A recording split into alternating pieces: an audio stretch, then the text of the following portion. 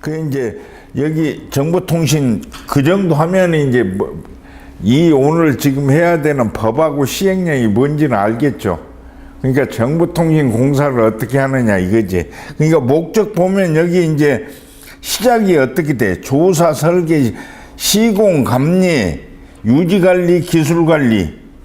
이게 이제 정보통신공사가 해야 될 일이에요. 이게. 그러니까 문제가 나온다고 다음 중 정보통신공사가 이거 순서대로 이렇게 쭉 써놨다고 써놓고 이걸 뭐 여기에다 뭐 전혀 뭐 다른 이런 것들 하나씩 갖다 집어넣어 놓고 아닌 거 돼갖고 문제가 뒤에 뭐라고 나와요? 목적은 그 밑에 이제 공공복무의 증립 이바지가 아니라 여기 있잖아요. 정보통신공사의 적절한 시공, 공사업자가 건전한 발전을 도모할 수 있도록 법을 만든 게 이 법의 목적이고, 정보통신 이 법에서는 뭐를 하는 거냐, 기본사항이 뭐냐 하면 조사, 설계, 시공, 감리, 유지관리, 기술관리. 그 다음부터 이제 2번부터 쭉 하여튼 용어에서 아마 전체 우리가 배우는 계속 법 시행령 중에 용어가 한 30%는 시험에 나올 거예요. 거의. 그러니까 용어 정의는 확실히 개념으로 애우지 말고 개념으로 정리를 해 두라고. 왜 시험도 많이 나오고 이게 헷갈리면 뒤에 법 조문을 읽는데 헷갈린다고. 그죠? 그래서 용어 정의를 앞에다 내놓는 거예요. 그러니까 여기 보면 정보통신 설비 하면 여기 그 정보통신이 뭐냐고 그랬죠. 그때 뭐라고 그랬어요? 정보를 전달하는 게 정보통신이라고 그랬지. 에? 그 전달하는 그 설비가 이제 정보통신 설비인데 여기에 포함되는 게 뭐 있는 거는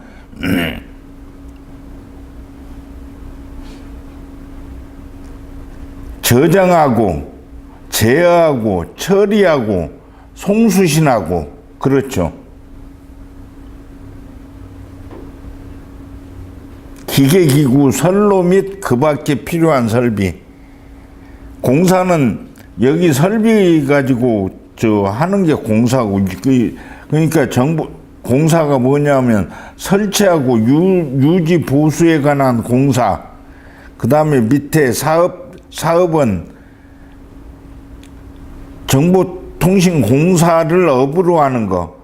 그 다음에 사업자는 여기 등록을 하고 공사업을 경영한다. 등록이라는 데다 빨간 거 쳐놔. 어떻게? 우리 쭉 법하면 몇 가지가 있었어요. 처음에 허가받고, 두 번째 등록하고, 세 번째 신고하고 그랬잖아요. 기간통신 사업법에서는. 근데 여기는 등록부터 시작해. 허가는 없습니다. 등록부터 시작해. 누구한테? 시도지사한테.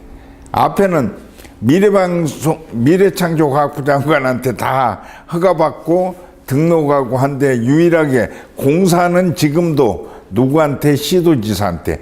그래 자가통신 설비를 시도지사한테 한다고 그랬잖아요.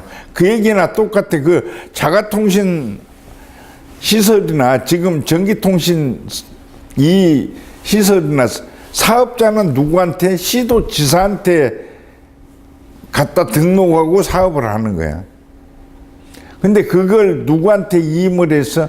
정보통신공사 업체, 여기 우리가 면허 따면 내가 가라고 한 데 있죠.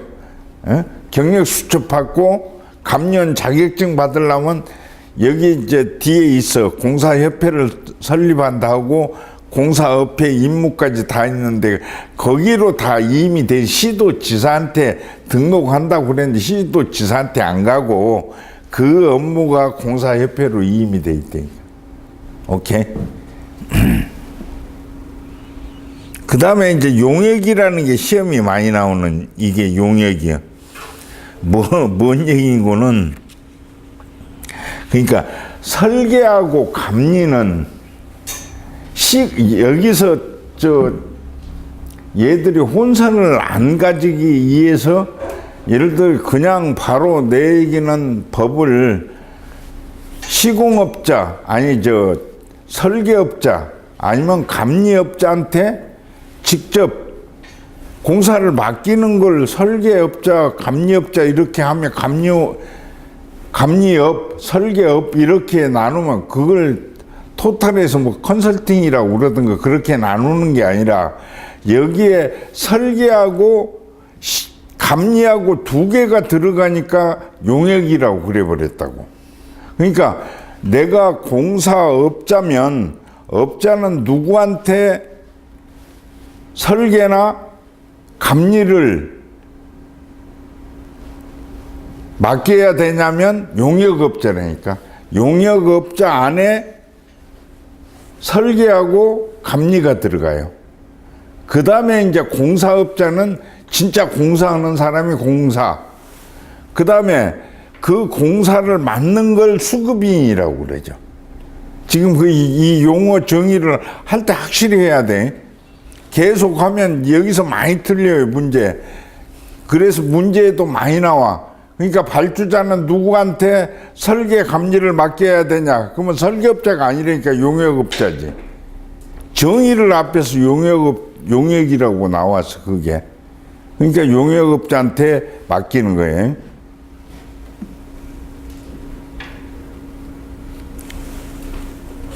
밑에 보면 이제 그 위에 용역업까지, 업자까지 다 그건 한꺼번에 하고, 그 다음에 설계 때 여기서 좀 설명을 드려야 되는 게,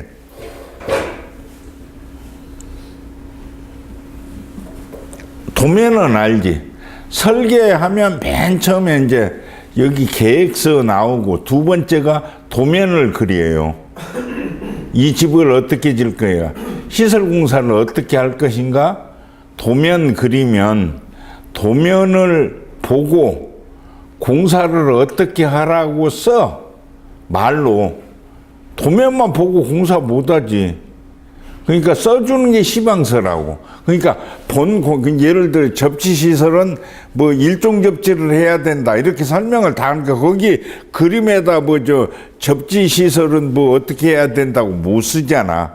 도면을 보고 공사를 하는데 접지는 동봉이나 이 판이 있어요. 동판을 쓰거나 동봉을 써서 어떻게 납땜을 하고 지하 몇 메타 이하로 매설을 하고 그걸 끌어다가 메인 접지판에다 붙여라. 이게 이제 시방서라고. 그 다음에 두 번째 설계서를 보면 설계서를 보고 가격을 다 이건 그러니까 5mm 파이프를 써라. 규격은 뭐다. 그 다음에 가격은 얼마다. 그걸 품셈이라고 그래요. 그러니까 여기 보면 시방서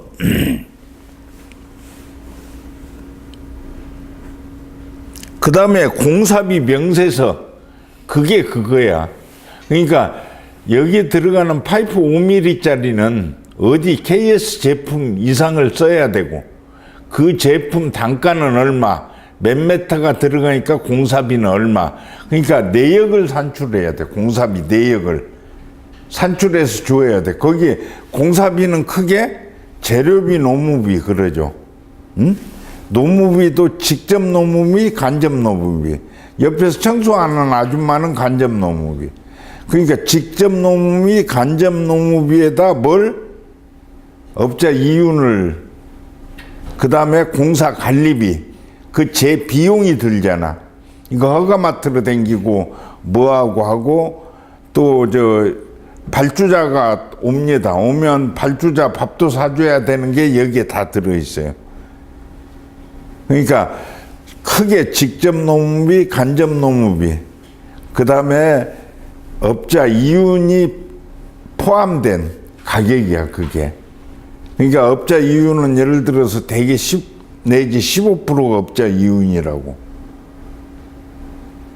근데 여기 들어가는 시방서에 이제 부실공사가 나오는 게 예를 들어 동축 케이블이면 케이블 규격이 얼마 이상, 두께가 얼마 이상, 왜 두꺼워야 돼? 케이블이 굵어야 되고 출력 때문에 그래. 출력이 높으면 굵어야 돼. 왜? 전자기학에서 배운다니까. 뭘 배워? 손실이 두꺼우면 손실이 작고 가늘면 손실이 커요. 그러니까 공사 예를 들어서 출력이 큰 송신기 예를 들어 KBS 같으면 50kW다. 이 정도 돼 케이블이 급전 케이블이. 그리고 UHF면 더 커야 되고 주파수가 높으면 손실이 더 많죠. 그리고 더 커야 되고 그런 것들이 여기에 이제 설계에서는 그런 것들이 전부 다 들어가 있어야 돼. 오케이. 그게 이제 여기다가 간단하게 설명했는데 내용을 그렇게 알고 있으면 안 잊어먹죠. 이제 시방서 그다음에 여기 공사 비용 적힌 이런 거 명세서, 공사비 명세서, 기술 계산서 이게 이제 토탈 다 해갖고 설계 도서라고 하고 설계 공사에 포함이 안 되는 거 이렇게 시험이 많이 나오죠.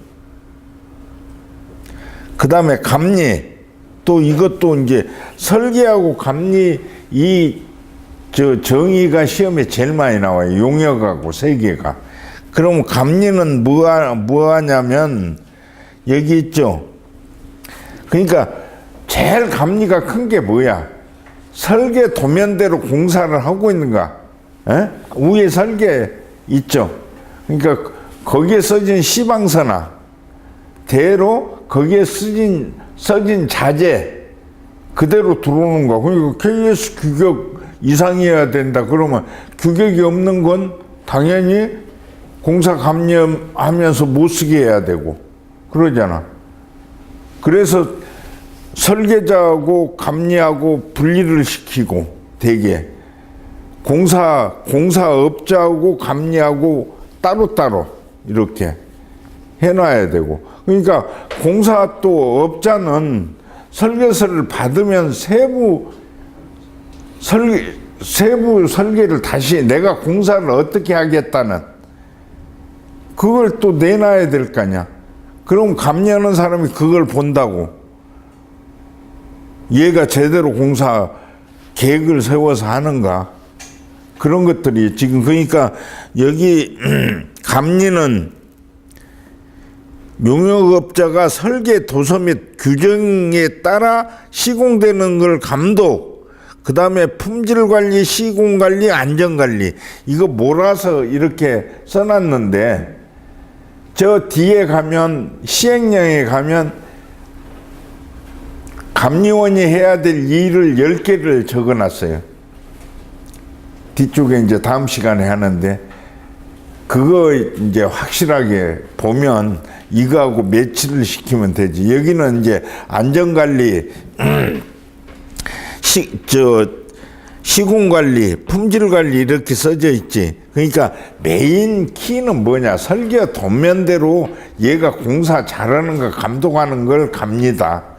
그럼 뭐 따로 감리에 대해서 공부 안 해도 우리가 통상 뭐 감리가 사고 나면 사고 대책이 있느냐 아니면 무슨 뭐 감리원은 거기 있었느냐 상주돼 있느냐 기술자는 상주하고 있었느냐 하고 그거 따지잖아요. 큰 사고 나면.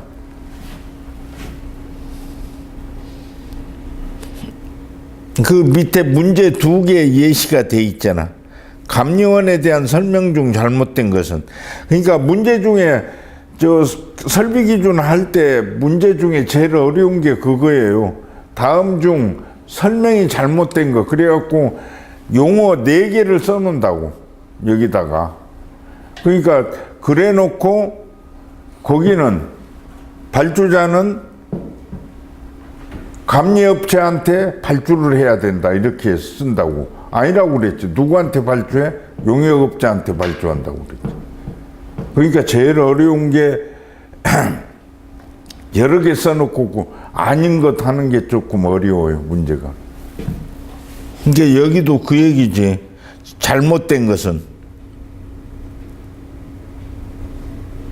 그 다음에 감리원은 뭐 문제, 그 다음에 발주자는 공사업자를 여기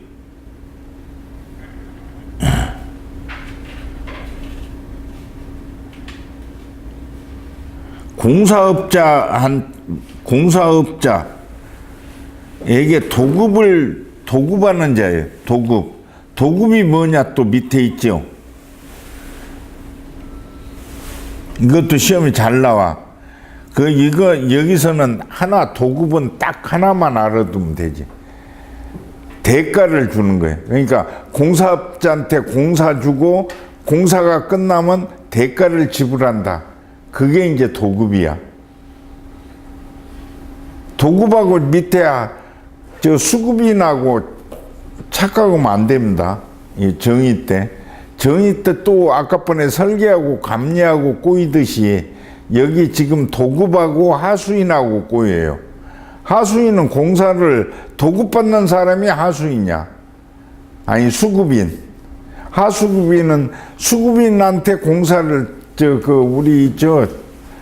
공사 아까 번에 내가 얘기했잖아. 공사를 내가 맡고 실질적으로 공사는 누가 하냐? 공사할 줄 아는 사람한테 또 퍼냉기죠. 안 그러면 대기업 옛날에는 끝발 좋은 사람들이 이렇게 그냥 아무 전문가도 아닌 사람이 회사를 차려요. 차리고 공사한테는 전부 예를 들어서 지금도 그 국방비리 이런 거에 문제가 많은 거와 한수원이라든가 이쪽에서 이제 문제가 많이 터지는 게 이 대개 공사 이런 데 법에 보면 옛날에 보안이라든가 특수 기술이 필요한 건 전부 공개 입찰 경쟁이 아니라 그냥 가갖고 받아요, 그 업체가. 그래 비리가 많은 거예요, 그쪽이. 그러니까 공개 경쟁 입찰을 하면 그런 게 끼어들 소지가 없는데 되게 수의계약을 한다고. 수의계약이 뭔지 모르죠. 수의는 뭐냐면 공개 경쟁 입찰을 안 하고 한전처럼 원자력 특수한 기술 아니야. 다른 데 업체가 없어 많이. 특수 기술. 그 다음에 보안.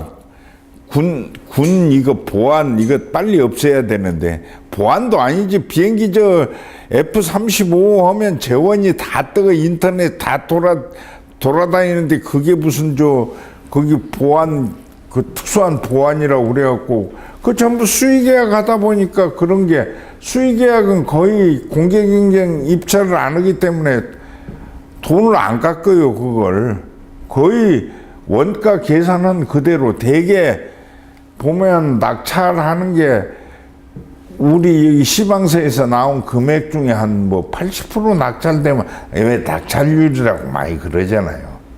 그래갖고 이제 50%에 낙찰했다면 그건 부실공사가 될 수밖에 없는 거야. 그건 왜 제대로 계산한 게 시방서에 나온 대로 아까 번에 명세표에 나온 대로 계산 다 했는데 그걸 50% 갖고 공사한다고 그러면 뭐예요? 그게 자재도 불량이고 인건비도 전문가 아닌 놈 쓴다는 얘기지 뭐예요? 그래갖고 요즘에는 그게 꼭 최저 입찰가로 하는 게 아니라 요즘 한때는 입찰 기준가를 정해놓고 거기에 가장 근접한 사람 그래 놓으니까 또 이제 발주한 놈하고 짜고 그러잖아. 짜면 가깝게 가잖아. 그래갖고 비리가 많고 그런 거예요. 그래갖고 옛날에 김대중 대통령 그 선거 공약 보면 그 계약 업무만 개선해도 농촌 빚 다 갚는다고 그랬잖아요. 그 정도로 이쪽에 공사 이쪽에. 아니 보면 시골에 가봐요. 좀 방귀 좀 낀다는 사람은 다 토목건설업체. 이제 서울은 워낙 이 수도권 업체도 많고 부자도 많고 그러지만 그만큼 전부 그래서 계속 지금도 뭐 최순실 사건도 그런 거 아닙니까? 다 전부. 그러니까 봐주고 먹고 그러니까 옛날에 한보 같은 경우 그런 거 아니에요. 정부 돈 갖다가 지가 80% 먹고 20%는 공무원이 먹고 그게 대표적인 옛날에 그죠. 한부철강 사건이 있었던 그런 거 아닙니까? 그러니까 그런 거 없애라고 이제 물론 점점 좋아지고 있는데 그런 것들이 공사하면서 이제 계속 법대로 안 하고 그런 뭐 조금만 이만큼만 빈틈 있으면 그거 파고 들어갔고 일 저지르고 해갖고 그러니까 그런 걸 잡으라고 무슨 뭐 저 민정수석 두고 뭐 한 거 아닙니까? 근데 그놈이 앞에서 뭐 저 했다고 요즘 계속 떠드니까 그것도 또 문제가 있고 뭐 그런지 안 그런지 우리는 거기 안 있어 봤으니까 그런데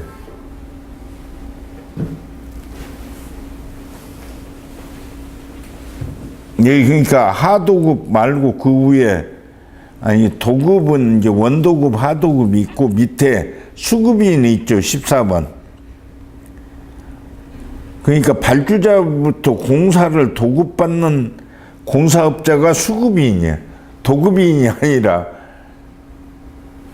공사를 받는 게 좀 헷갈리죠. 이게 잘못하면 도급인이다 하면 다음 중에 잘못 설명한 것 돼갖고 거기다가 수급인 빼고 그게 도급인 써놓으면 100% 걸려드는 거 아니에요, 이 시험 문제.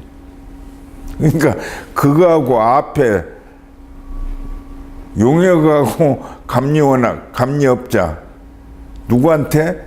용역업자한테 발주한다. 그 얘기고 여기는 공사를 도급받는 걸 수급인이라고 한다. 그 위에 도급하고 이 수급인하고 구분 잘해야 됩니다.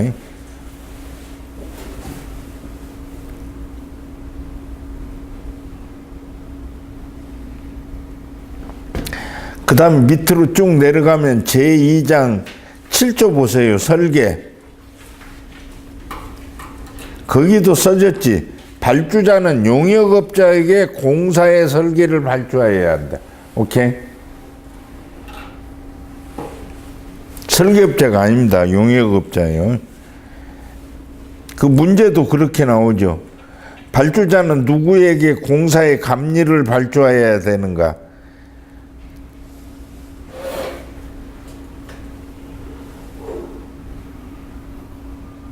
설계 발주 밑에 8조는 감리, 발주자는 용역업자에게 공사의 감리를 발주해야 된다. 또 나오죠.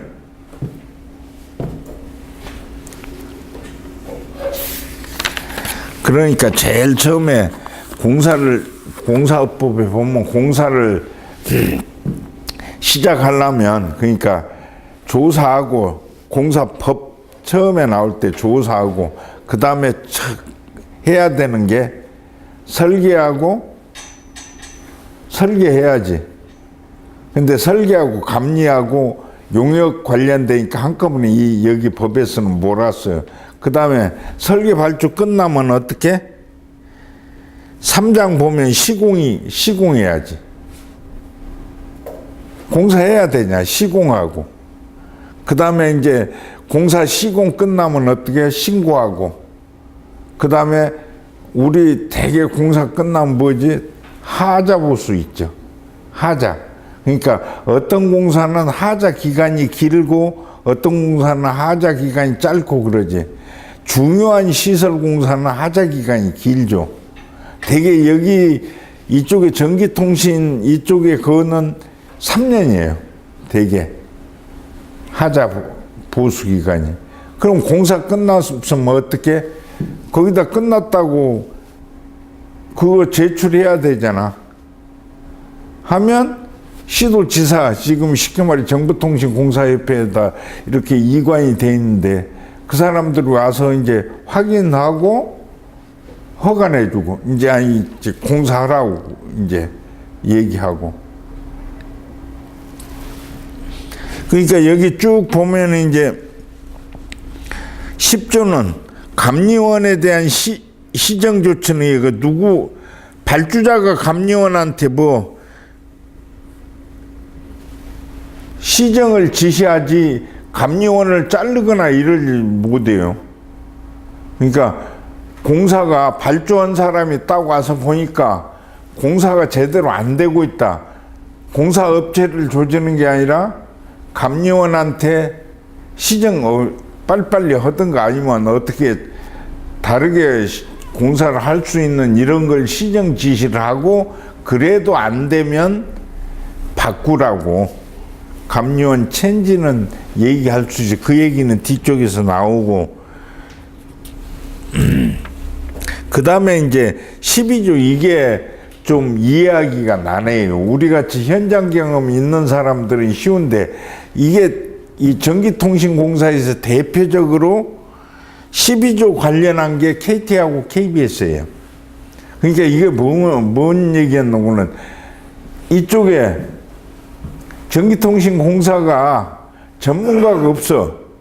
일도 없고 또 그때는 무슨 뭐 저 굉장한 거기도 없고 없는데 기술자를 가진 게 회사는 커. KBS나 KT가. 그러니까 원래 공사하고 감리를 절대 공사업자가 감리를 하면 안 되잖아요. 감리는 제3기관에서 와서 감리를 해야 그게 제대로 하는 거 아니에요. 한 회사가 발주한 회사가 감리하고 이런 건. 근데 감리할 만한 사람이 없는 거야. 이 법 만들 초창기에는.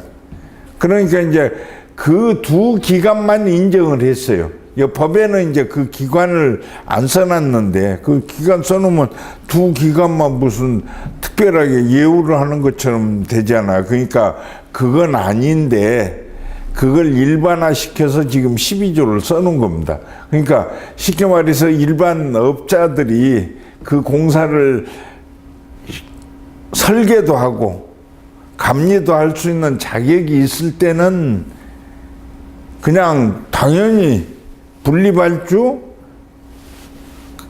감리 설계를 별도로 그러니까 용역업자한테 설계도 주고 용역업자한테 그 감리도 할 수 있게 했는데 이건 이제 그런 내용을 여기다 그냥 써놓은 거예요. 일반화 시켜갖고. 그러니까 그렇게 이해를 하면 빨리 이해를 하죠. 그 다음에 시공입니다. 그러니까 시공을 하려면 업자는 어떻게 등록한다고 그랬어요. 시도지사한테. 등록 기준이 세 가지라고 아까 전에 얘기했죠. 뭐 자본금이 있어야 돼. 얼마? 법인은 1억 5천, 개인은 2억. 기술자 3명, 사무실. 그것만 있으면 등록하면 돼요. 그 업자 됩니다, 이제. 그러고 그 사람들이 시공하면 되는 거야. 그 공사 맡아갖고. 그러니까 문제가 뭐냐. 정보통신공사업의 등록 기준에 속하는 게 아닌 건 이것도 공사 실적하면 상당히 이것도 헷갈리는 문제야. 딱 세 가지만 기억하고 있으면 돼. 그러니까 실적이 아니고. 그 다음에 등록 결격사유 이건 읽어보면 되고. 그 다음에 공사업의 양도 이건 그냥 다른 사람한테 주었을 때는 신고만 하면 되고.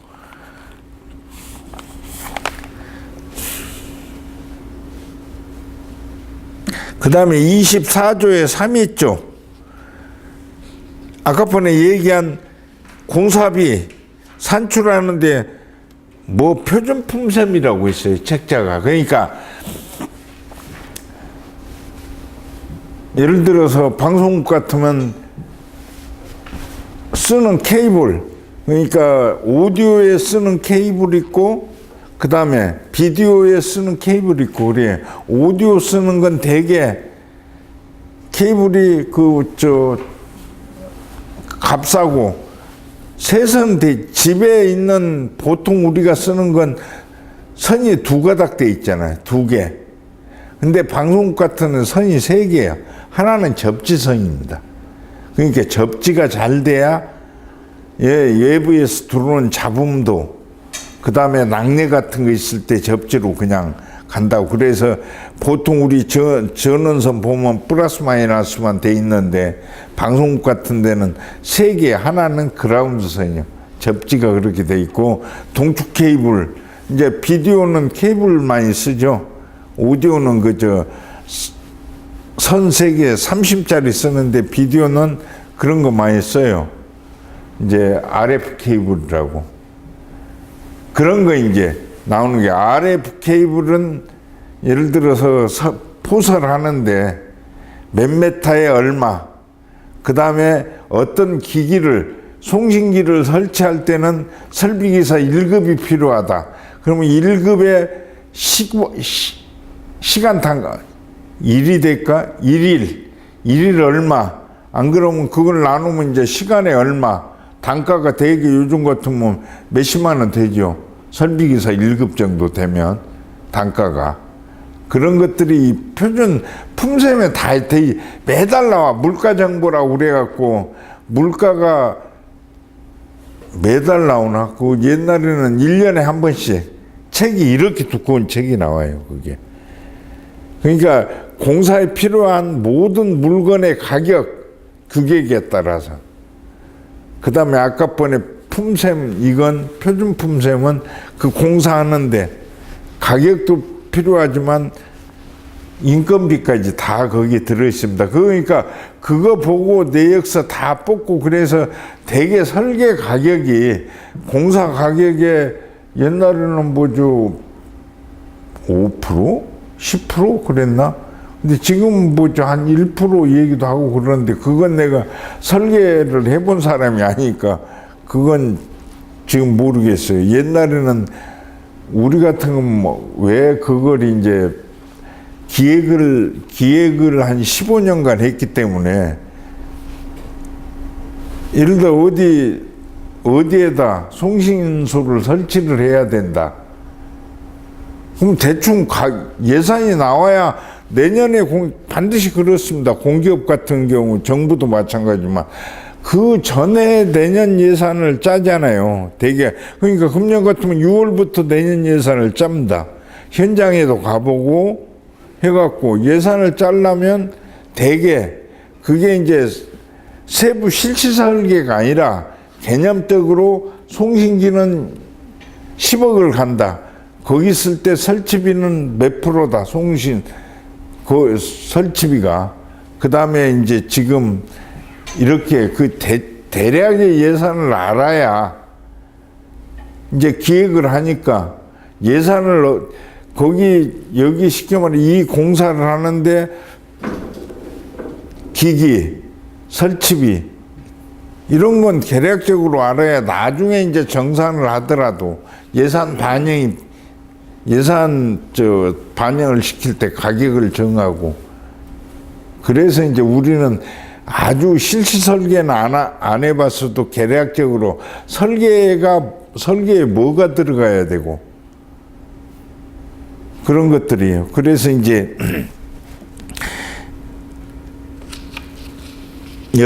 그걸 따질 때 이제 품셈이 있다. 품셈을 보고 그걸 한다. 그러니까 우리가 필요할 때는 전혀 그런 게 어디에 기준이 없고, 그럴 때 우리가 계략적인 품셈도 뽑아보기도 해요. 거기가 이제 표준 품셈하고 시장 단가 조사, 그 다음에 2절 가면 도급, 하도급.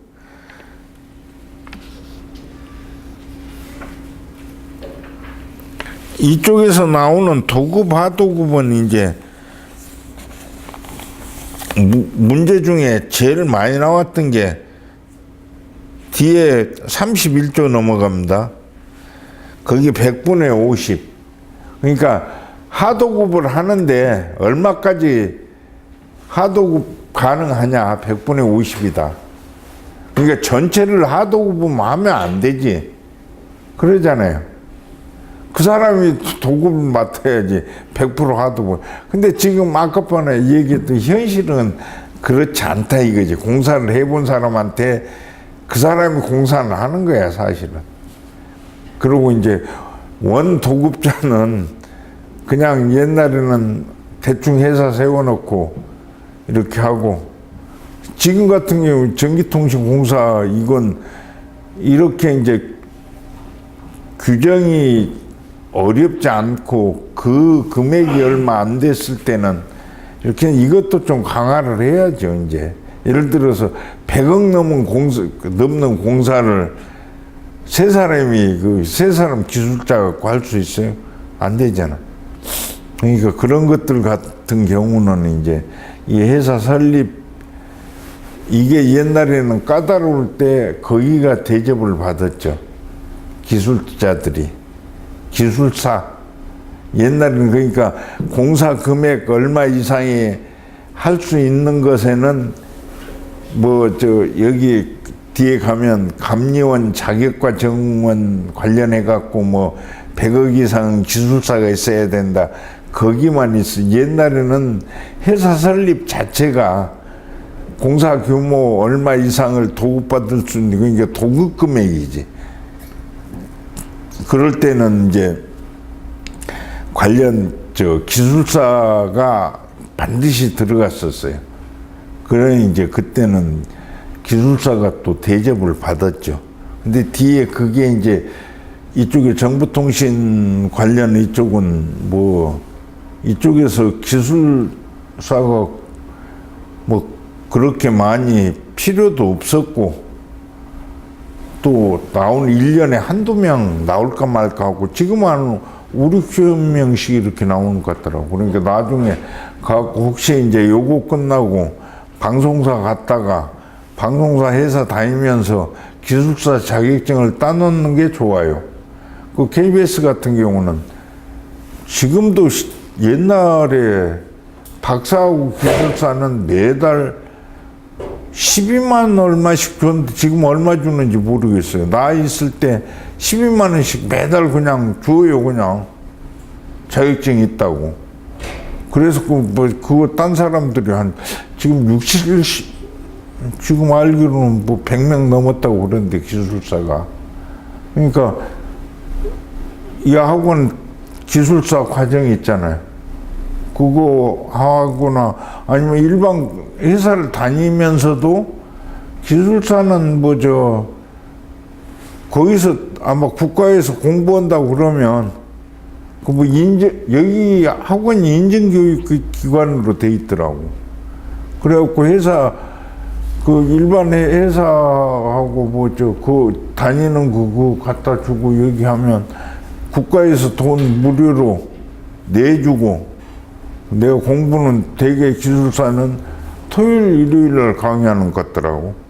그러니까 주말에 와서 강의 받고 몇 년 하면 돼요. 또 그게 또 이상하게 카르텔 비슷하게 돼갖고, 특정 대학은 이제 내가 얘기를 안 할게, 선전하니까. 특정 대학 나온 사람들이 잡고 있어요, 그걸.